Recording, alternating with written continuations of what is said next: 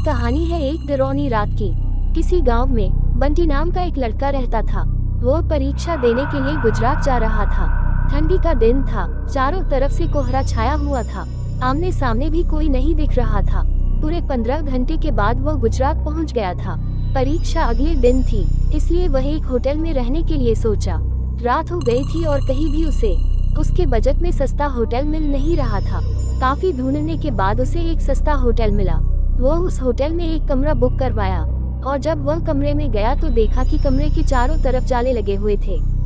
ऐसा लग रहा था कि यह कमरा काफी सालों से बंद पड़ा था और कमरे के अंदर का माहौल एकदम डरावना और सुनसान लग रहा था। लेकिन उसने ये सब नजरअंदाज कर दिया और होटल से खाना मंगवाया और खा पी कर सोने चल दिया। जब वह सो रहा था तो लगभग रात के 1 बजे के करीब उसे किसी के पायल की घूंघरू की आवाज सुनाई दी।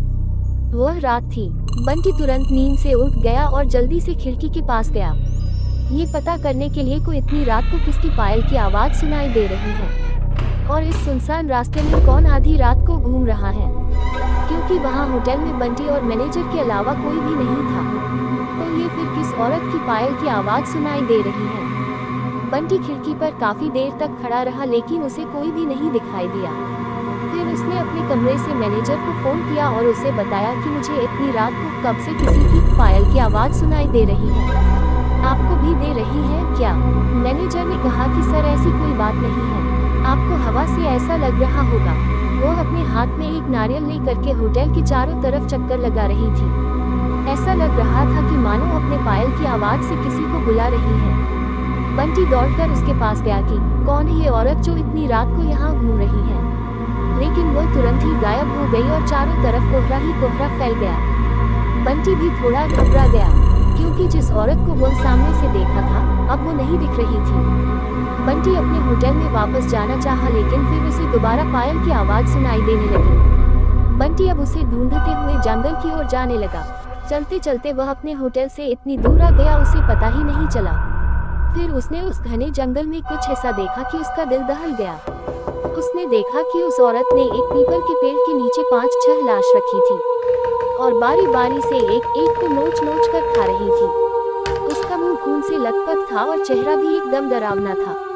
बंटी जब ये सब देखा तो उसके पांव तले जमीन खिसक गई। ये सब नजारा देखते ही उसे डर के साथ साथ रोना भी आने लगा कि वह चुड़ैल अब मुझे भी मार देगी, क्योंकि अपने पायल की आवाज से यहाँ तक तो मुझे लेकर आई है। लेकिन उसने हिम्मत से काम लिया और हनुमान चालीसा पढ़ते पढ़ते धीरे से वहाँ से भाग गया ताकि भूत उसे देख न ले।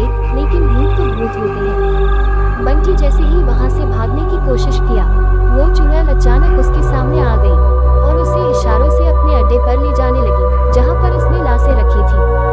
बंटी हनुमान जी जाप करके इतनी तेजी से वहाँ से भागा कि मानो जैसे उसके अंदर किसी की शक्ति आ गई हो।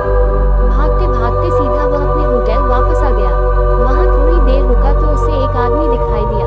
उसे देखकर ऐसा लग रहा था कि ये अच्छा आदमी है। वो बंटी के पास आकर बोला, अरे भाई क्या हुआ तुम्हें, इतना डरे हुए क्यों हो? बंटी ने सारा किस्सा उस आदमी को सुनाया तो उसने बताया कि भाई तुम बहुत किस्मत वाले हो कि आज तुम बच गए। वो भूत किसी को भी नहीं छोड़ती। और तुम इस होटल में क्या कर रहे हो? इसको तो बंद हुए काफी साल हो गए। बंटी जब उस आदमी का इतना बात सुना तो उसका डर कर मारे पसीने निकलने लगे। फिर वो आदमी बताने लगा कि इस होटल में बहुत साल पहले एक लड़की के साथ 4-5 लड़के उसका भयानक तरीके से रेप करके मार दिए थे। लड़की तो मर गई लेकिन किसी को भी नहीं छोड़ी और जो भी रात के समय में इस रास्ते से गुजरता है सबको अपने कब्जे में कर लेती है और मार देती है। और कुछ दिन बाद इस होटल पर पुलिस का छापा पड़ा, तब से ये होटल बंद है। बंटी जब उस आदमी की पूरी बातें सुना तो वह बहुत जोर जोर से रोने लगा, ये सोच कर कि आज मैं मर जाता।